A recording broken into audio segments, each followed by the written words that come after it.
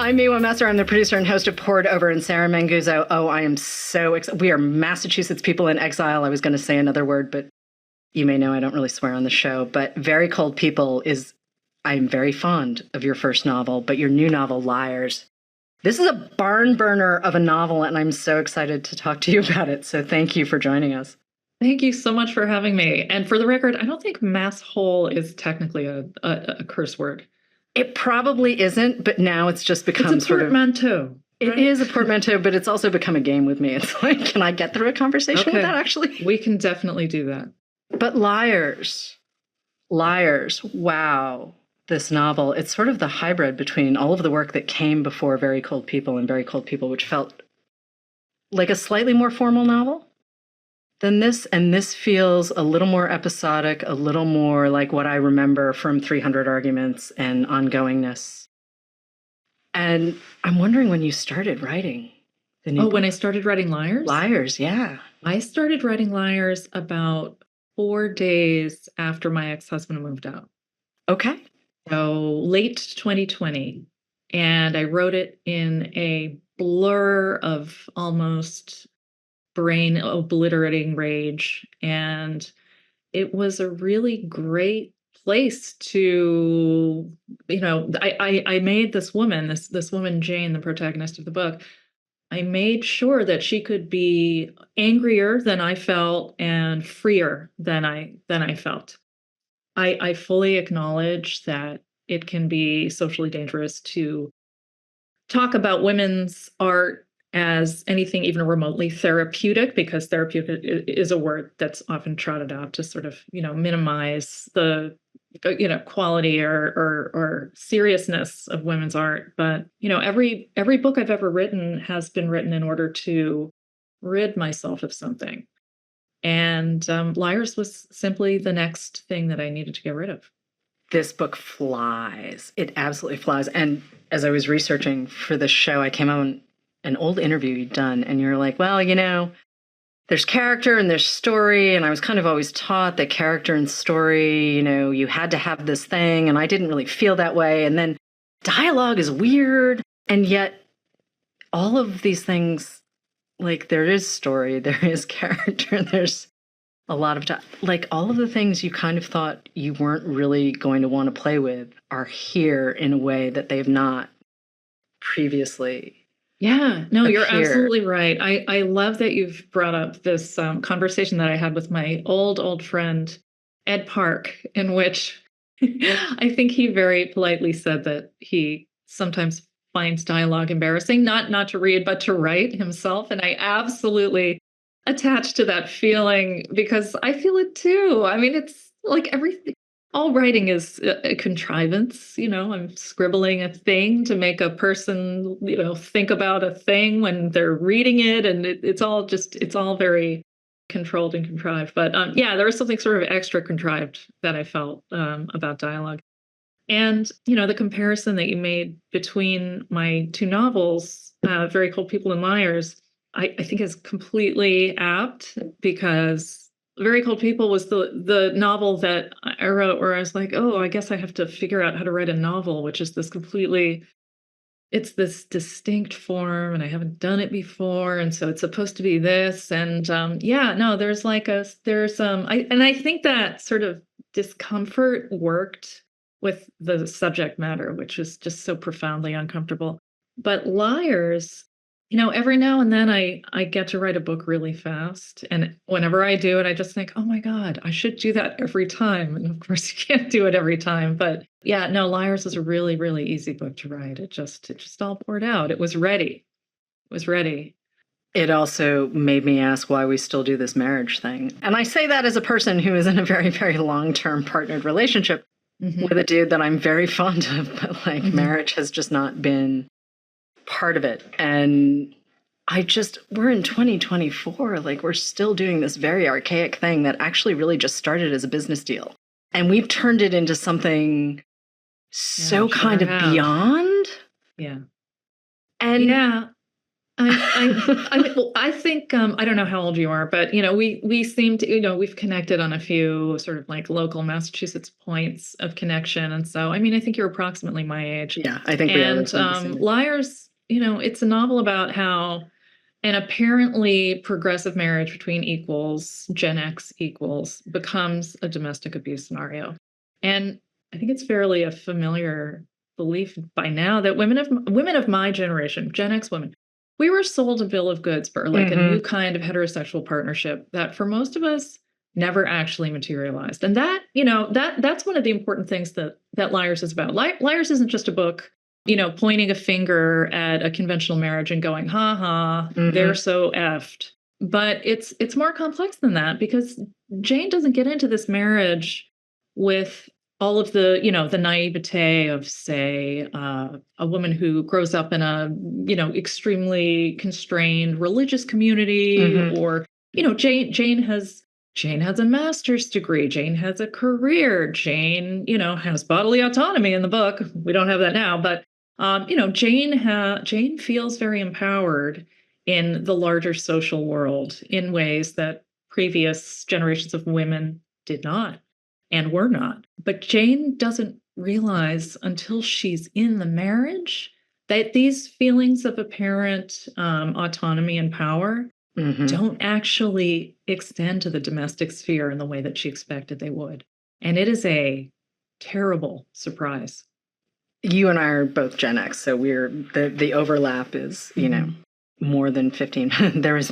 It's not a Venn diagram, it's a circle. But this whole idea too of, do you get to be an artist or do you get to be a mother, right? Like, you have to choose. And this goes back to certainly when time began, right? I'm sure yes, Murasaki's person probably said, hey, do you really have to go write that Genji? Like, what is happening? Do I get supper? What's happening? Yeah, what's going on? And it's the way you do it, though, feels wildly modern. And I think a lot of that is a function of the language. One of the pleasures I get from reading you, and this is bouncing back and forth between, when you change format, where you go, I follow. But the idea that you can do so much without brand names, without location, without, this detail and that, you're not giving me points on a map. But there's an emotional terrain that feels really true and really clear. And I know you just said that you wrote this in a white hot rush, but part of me is kind of like, yeah, and then can we talk about the rewriting? Because this is not a first draft, right? No, it's not first draft. But the only really, I think, useful point of comparison that I have is my first memoir, which I wrote, almost 20 years ago. It's a book called The Two Kinds of Decay, and it's about a period of time in my early to mid-20s that I had not written about. And I wrote it when I was 32. Now, that doesn't sound like that much of a lag between 25 and 32, but I was young enough that was it felt like a fairly large percentage of my life that I had waited and just sort of thought about everything. And I wrote that book in 6 weeks. It was rewritten a few times, but it was so easy. And that was the first time that I had the thought, oh, I should just do this every time. But, obviously you don't have, troughs and troughs of material that's like perfectly ready to be expressed, that you've been working on, that you've been sort of like chewing on for years and years. This book is framed by not just my relationship with my own former spouse, which was a 14-year experience that I had been chewing on and thinking about, but the experiences of virtually all of my close female friends who were partnered with cishet men who had similar ongoing conflicts. So, you could just say, like, I've been collecting data and analyzing the data sort of like, in deep background in some part of my brain for so many years that when it was time to write this book, it was absolutely ready. It was like it to feminize again. It was gestating. And then it was born. Like it just came flying out. It was ready.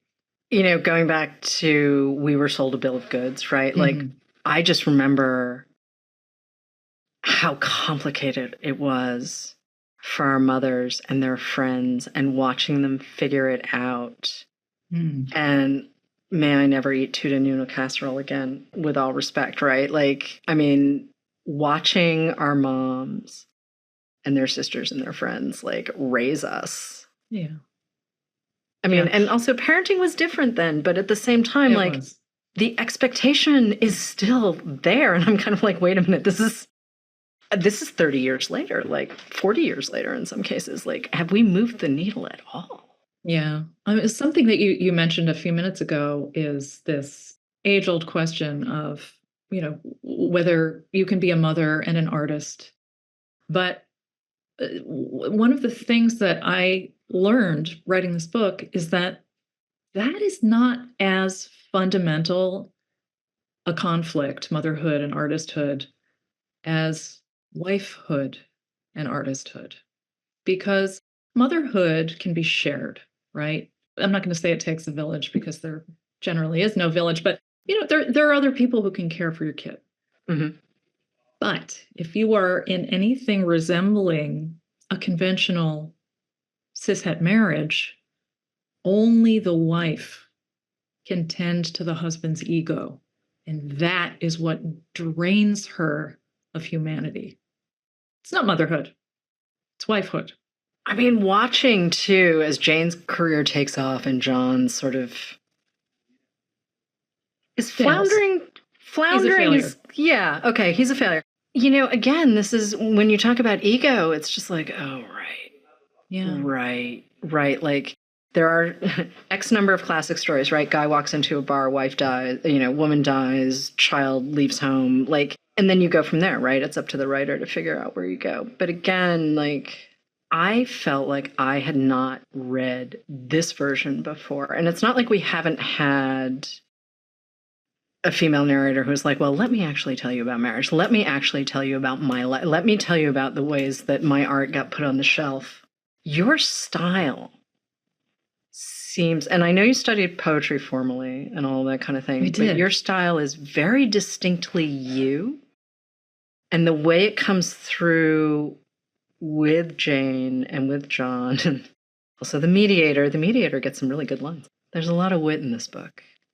But developing a style, right? Like I would put you in sort of the Sheila Heti Eulabis. There's a little bit of Ferrante. Oh, thank you. Days of Abandonment. Like, yeah, I love all of these. Some Jenny Awful, right? All of this. But the development of your voice, because you are really like, you're very recognizable on the page. I'm getting a little sweaty.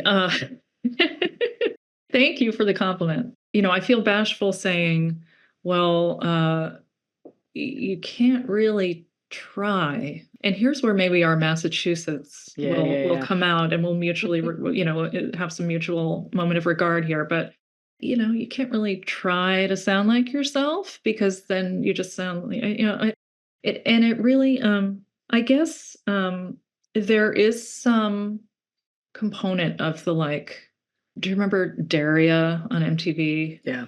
I've been accused of my voice. I've been accused of sounding like Daria more times than I can count. But there's like a little bit of the self-consciously trying very hard to be cool teenager that I've never really shed. And I think, I don't know, I think that sort of down market, a little bit populist, not, I'm never going to sound like Henry. I love Henry James, but I'm never going to sound like Henry James. I'm never going to sound like, to use a contemporary example, Garth Greenwell, who's, an interesting stylist, but it's just I don't know, I'm just, I really am, for better or worse, at least 14% mass hole. It's just, you can't burn it out of me. And this, we had a little mini chat about Massachusetts just a little while ago. All of those writers, it's funny though, all of the writers that you just compared me with, all geniuses, we don't sound like each other. We right. It's we're sort of the weird women of a certain age or, don't know, or like women who maybe like defy age. Okay, now I hate it when people try to come up with new categories and name them and keep people out of the category. Like I'm not going to do that. But I love Sheila Heti's work. She's one of my best friends. Jenny Offill's great. I absolutely adore Ferrante. I absolutely adore Ulysses' work. And yeah, I don't think we sound like each other, but we're sort of like the grab bag of nonfiction writers who are kind of doing a thing.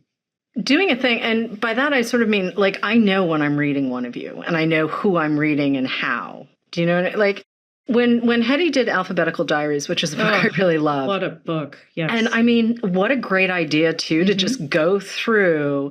And it's not some weird mishmash of bullet points. There's an actual brilliant arc. There's stuff happens. And if you don't know Alphabetical Diaries, Heti just goes in. And she's been doing a diary kind of as long as you did your diary. I mean, this is decades worth of work. And pulling out lines and organizing them, not just by first letter, but also in terms of story. And I know you've said you don't think in story per se, but you think more in episodes and instances. And we still get a real narrative thrust from your work, though, whether it's 300 Arguments or Ongoingness or Liars, or certainly Very Cold People, which, sort of Very Cold People does kind of stand a little bit off to the side, even though thematically, I mean, accurate. All of the things are there. But I mean, there were moments in Very Cold People where I was like, please get out of my head. Please get out. And you and I grew up about an hour, depending on traffic, like call it an hour, 90 minutes away. But there are suburbs of Massachusetts that, it doesn't matter if you're west or north or south or what, it's it's what it is, and that like that class sensitivity. Yeah. And also, you had the best description of this: the emotional poverty, right? Yes. Like the things you're supposed to value because you're not supposed to have feelings, and you're not supposed to. And I joke all the time. I'm like, is it because I'm half Asian, or is it because I'm from New England? Like either way, gin was invented for a reason. Like no one wants to talk about any of this stuff, and to see it right on the page, and you're like, oh no, I'm calling out all of it. Yes. But I'm going to do it in a way where the sentences are really extraordinary. Oh, thank you. I do really love a sentence. It's funny about the, like, is it because I'm Asian or because I'm from Massachusetts? I have a friend who's from Massachusetts, still lives there with her family, and she frequently says, is it because my dad is from Bensonhurst, or because my mom is from Scotland, or is it just Yankee thrift? Yeah, that Yankee stuff runs deep, but it does really also like it's like being a baby anthropologist, right? Like you can be 6 and watching I used to love to sit on the top of the stairs when my parents threw parties and just watch what was happening. I'm like, who are you people? What is going on? It sounds like there was more action in your house maybe than in my house. There was a lot of plot. Yeah, there was a lot of plot. Though I would say that people crashing into Christmas trees did not actually happen in our house. That was other people's houses. But it was always kind of like, wow, that actually just happened.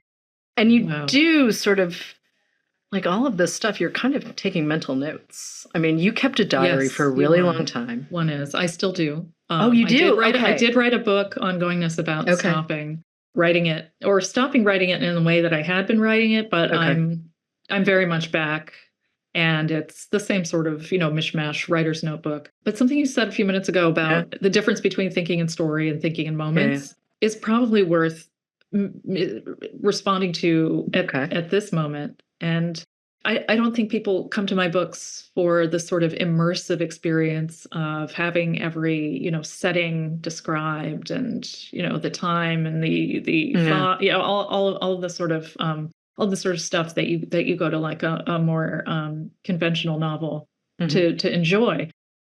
Because I'm a bottom-up thinker. The work that I do is I notice tiny things and I make connections between them.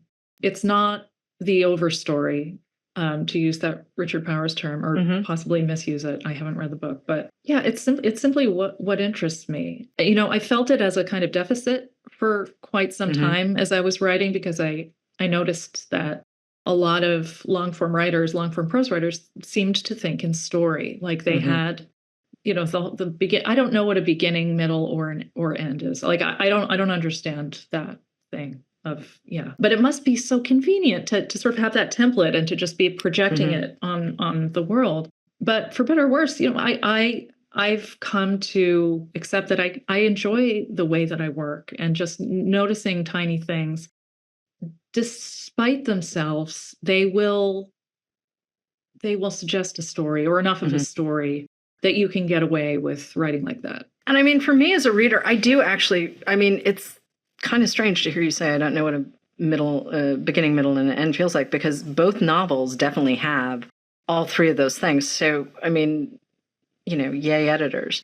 Yay editors. But also yay readers. I mean, it's not, you don't have to put that much in for people to read a story in it. I mean, I felt like I knew who Jane and John both are.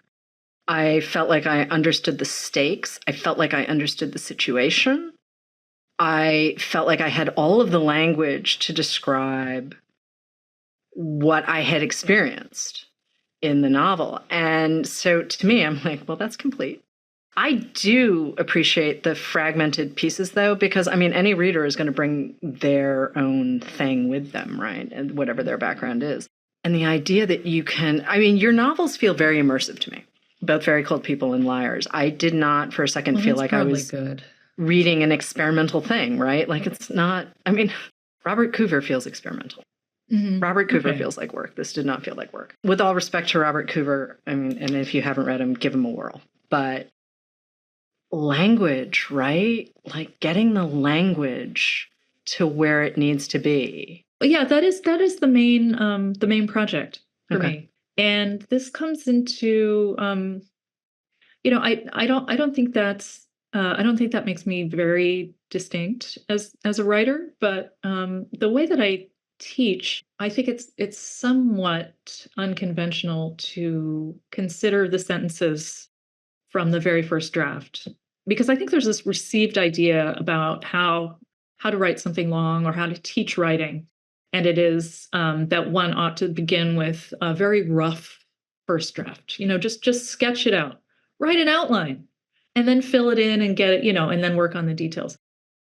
That doesn't work for me, because I don't want to see a single bad sentence. And even one good sentence delivers me to the next complete thought. It delivers me to the next point of clarity that I want to include in this book. I think that tendency plays into my own writing process. It definitely comes into my teaching process. And I really don't think it's that radical. Verlyn Klinkenborg wrote a fantastic book, several short sentences about writing, in which he basically, presents this as a thesis and then gives many extraordinary examples in literature. But yeah, no, you should just learn how to write a sentence, and then you should learn how to write a paragraph, and then you should learn, and so on and so forth. I can't imagine writing a page of mishmash and then going back and trying to pick a good sentence out of it. I would rather just write one good sentence and then the next good sentence. I've heard Zadie Smith say that she, starts a novel at the beginning, and then when she goes back to it the next work day, she goes back to the beginning, and then, and revises that, and then goes a little bit more. It's not the first I write a big old rough draft. Although, I'm sure people do that too and wind up with amazing books. But this is just the way that I do it. I mean, for me as a reader, I need language first. I have a hard time when language appears solely in service of plot. Oh, yes. It's rough for me. I'm okay if stuff doesn't happen, but I like it when a writer is willing to trust me to fill in the gaps. Yeah, I think if you read a lot, I don't know, you become a kind of gourmet of sentences. You're not just you don't want to just stuff your face with anything, right? Oh, maybe, I don't know.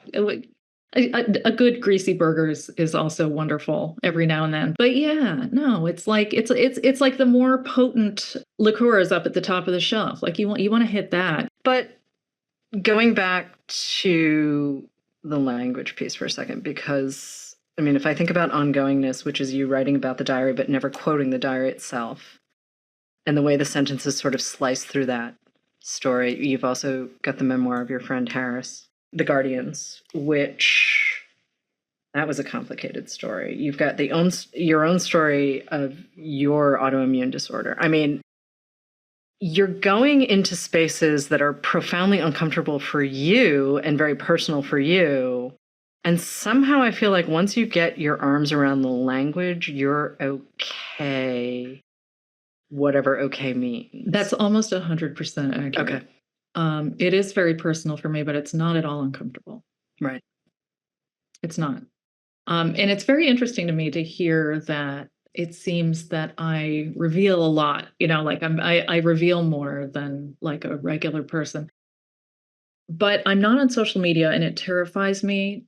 Just the prospect of putting up casual writing or casual photography fills me with dread. I could never do that. But working on a book for a few years and then publishing it and having, a few personal facts in it like that doesn't feel at all unsafe to me. And I don't know, I don't know what that means. But I've heard other writers who, work autobiographically. Maggie Nelson has spoken brilliantly on this exact point. But yeah, no, the answer is that it doesn't really feel unsafe to, or, I don't feel that I've made myself vulnerable or weak by writing about these things. It feels perfectly fine. There's an intimacy too when you're holding a book, right? And novel, memoir, poetry. Too. Yeah, it's physically holding that thing and sort of feeling like you're sitting in the back of someone else's brain, right? And then you're bringing your own experience to it too. It just, obviously reading a book varies from person to person. You can read the same book and be like, what? No. What? I mean, this happens around the office all the time. We'll look at each other and be like, oh, I'm sure. You read the same book I read? That's funny. And I love having that runway. I love having that space to figure out what's going on. And part of me is wondering, though, and even though I've read Ongoingness, part of me is wondering how much of the novels come out of the style experiments that came from the earlier work, or if it just became an entirely separate thing. Because I think at one point you had said, I don't think I'm ever going to write a novel. Yeah. And then you said to your agent, maybe I'm writing a novel. Yes. And I mean, yes, prose is prose, but the novel is its own form. And you've clearly done it now twice. Like once could be construed as an accident, twice, not so much. Right. And if there's a third one, well, then we know. Three's a pattern. Yeah. And I actually just finished my third one. So okay. Yeah, so all right. I'm not, yeah, it's now a habit. Okay. It's now a habit. Yeah. It's I wouldn't qualify my earlier work as being an experiment because it didn't feel like, it felt less like an experiment than it did. I have to confess at this point that I don't really know what experimental means. Like totally fair on a deep level, I mean, like I get that it's a word that we use to describe, like, we need it to describe writers like Robert Coover or, as you did. But yeah, no, I don't know. I wouldn't say that some of my work was an experiment and some of it wasn't. It really does feel that all of my work has just been one continuous project of, writing, of like thinking of something that felt worthwhile to put into prose or in, my very early career into verse. And, and then I just did that. And then I had a book and then I did it again in like sort of a different way. I'm very easily bored. This might be the main reason that I don't write outlines, because it's, if I knew everything that was going to happen, like like I have absolutely no interest in doing the rest of it. There's nothing to figure out. And so I think that also might have something to do with the fact that stylistically, structurally, my books don't really resemble each other from book to book. They're like different lengths, and they have different like compositional units. They're generally kind of small, but the compositional unit and the book, I guess, but they're pretty distinct from book to book. And it's not really because I feel like I should like, make this one a different color because that's like, it'll be more fun. It just, I don't know. I mean, our brains. Okay, I know nothing about brains. I should stop using the word brain, but I don't know, like we change and evolve and mature or don't, or just change, I guess, maybe not necessarily mature. And, I don't know, the way that we speak sort of like becomes inflected by all of the stuff around us. And it's a way lazier process than an experiment when I write. I'm just writing. I'm just writing. It's like mostly instinctual. I love the fact that it's instinctual because it's so fluid. All of the different pieces are just so fluid and quick and clear in very unexpected ways. And I tend to scribble all over whatever I'm working on at the moment. I still feel like there's a thread between even though like everything's a different size or shape, or I feel like the soul of the thing, I feel like I understand that the ideas behind whatever each of the projects is sort of determines the shape and the form and what it becomes.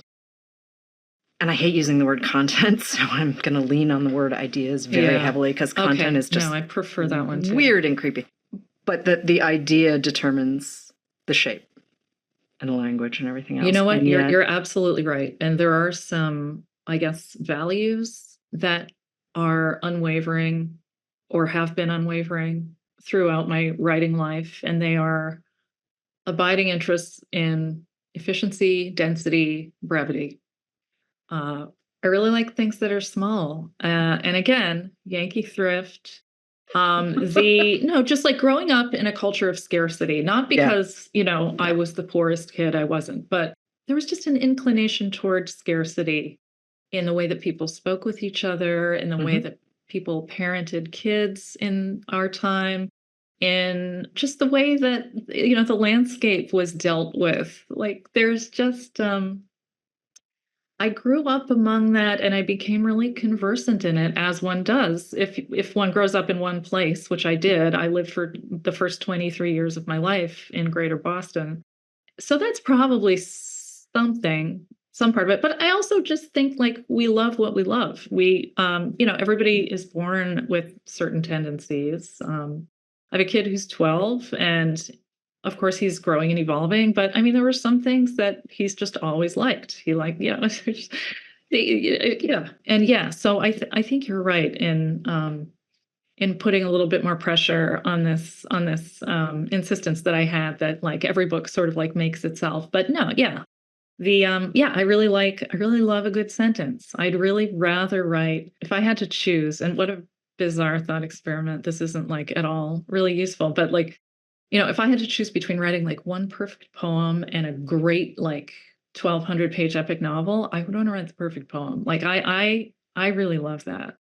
I loved that Chopin just decided to write works for solo piano.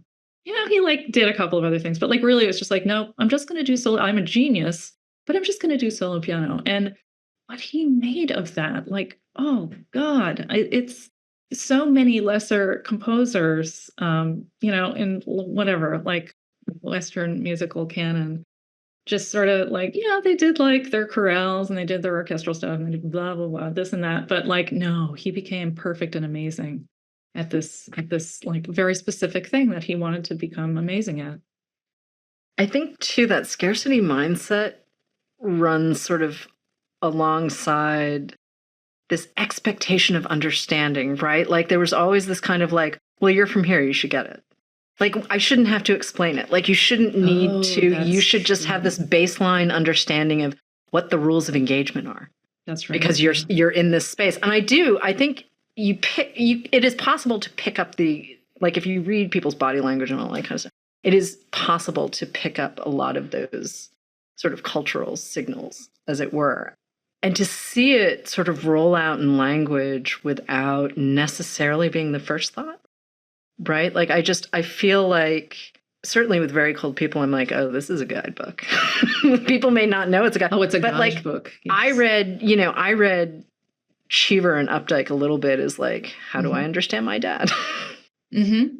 And I'm sure I'm not the only person who did. I know, Ruth Ozeki had similar reading habits. Oh, that's interesting. But sort of figuring out what the landscape looks like, right? Not just the physical landscape, but again, going back to this frugality, this scarcity mindset, this whole emotional frugality. It does sort of demand a conciseness that maybe other traditions might not, which I think I'm working this out as I talk to you.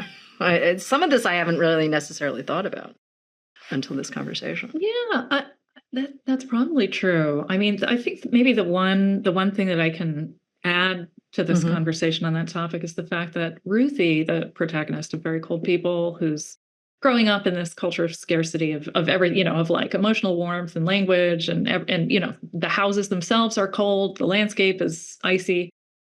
She finds beauty in it.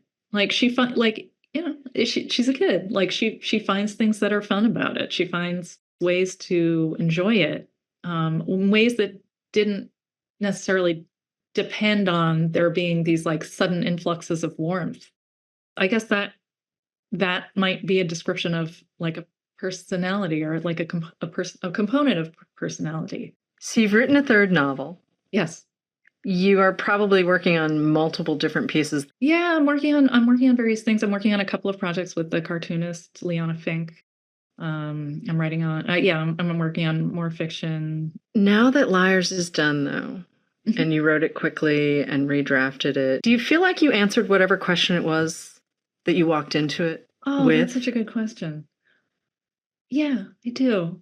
And it wasn't really writing the book, but it's been in talking about the book with people who have read it, serious readers who've read it. That has drawn me to the fact that it's not just a divorce book, it's not just a marriage book, but it's a book about self-deception. So it's called Liars. Initially, it was just the word that came to mind to describe the cheating husband and his affair partner. Liars, right? They lied. But the biggest liar, and this is sort of uncovered gradually in the book. Jane is the first person narrator. Jane realizes that she has been lying longer and harder than anybody else. And the book, in the end, isn't really about her, her emotionally and financially abusive ex-husband. It's about all the lying that she had to do to get herself into this marriage in the first place and to stay there. She narrates it day by day, minute by minute.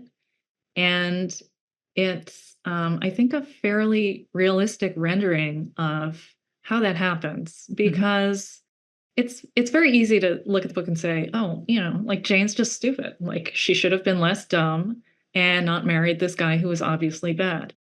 But I think the real story and, the story of so many marriages that, smart people get into, it's not just that they were stupid, and it's not just that their abusive spouses were bad. It's just so much more complex than that, because you're processing details in the moment. Jane is seeing John ask for money and then buy himself shirts. Jane is seeing him not, fail to get the dry cleaning and then get mad at her for getting mad at him for not picking up the dry cleaning and not giving him credit for trying to pick up the dry cleaning. It's like all these little moments. And you need so many of them before you can just conclusively say, oh yeah, she's just a dumb woman married to a bad man. But I think, I think the book is readable only because you have to read it to get to that conclusion. It doesn't really start there.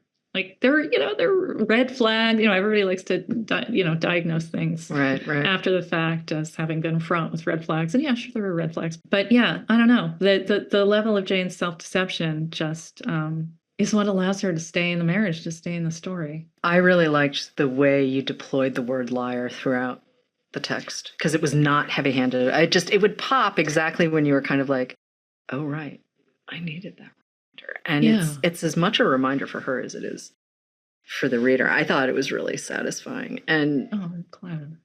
I mean, yeah, there are moments where I would get a little frustrated with her, but then I go back to this idea that as a society and a culture, we keep saying, well, marriage above all else, marriage above all else, marriage above all else. And it's like, well, actually, it doesn't really work for a lot of people. No. And it never has. And so why are we still pretending this thing that, again, started as a thing? Because patriarchy, right? Marriage takes work. I haven't read the op-ed, but I read the conversation about the op-ed that I guess ran in the New York Times about how Taylor Swift should really, she should really have a husband and kids by now. What kind of a role model is that? And, appropriately, everyone's like, oh my God, why? Yeah. Still and again and again and still. Yeah, because patriarchy, because all of it. Patriarchy gets confused when we get to have our rage and our grief and our humor and our just messy selves and the stories we tell ourselves too. I mean, that's, there's that Joan Didion line, we tell our self stories in order to live, but she has a point. Yeah, I always read that as stories being lies in that case. Like we make things up. We make things up in order to survive to the next day.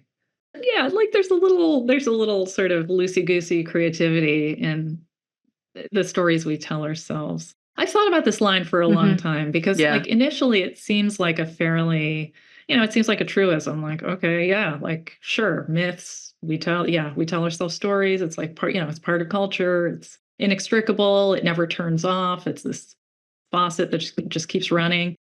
But I think she was saying something more kind of spiky and dangerous. Yeah, I agree with you. No, right? I totally agree with you. I totally agree. There's no way the woman who wrote Play It As It Lays was, saying, we're telling ourselves, bedtime stories. It's not that at all. Yeah, it's just right. We're going to tell ourselves whatever we need to get through the day. Exactly. To a certain extent. And I think, I may have done that a couple of times. Yeah. That might be part of the factory setting that we get from where we're from. Setting. Yes. Oh, that preset, man, it is hard to get that little button to, we try. We try. We try to do better than what we were given. And sometimes we get away with it, and sometimes we do it, and other days we're just like, so, how about that thing? Keep trying. And of course, we're bumping up against time because we knew that was going to happen. And we also don't want to turn this into, hey, remember Massachusetts way back and when? Because that would be... It's important. That, I mean, you could watch The Departed too, but yeah, I snuck that in there. I totally snuck that in there. Sarah, thank you so much. Liars is out now. If you haven't read Very Cold People or the other backlist titles, please do not deny yourself these books because they are just, sometimes you just need beautiful sentences. Sarah, thank you. Thank you so much, Miwa. It was a pleasure. Thank you for listening. Poured Over is a Barnes & Noble production. To help other readers find us, please rate and review the show wherever you listen to podcasts.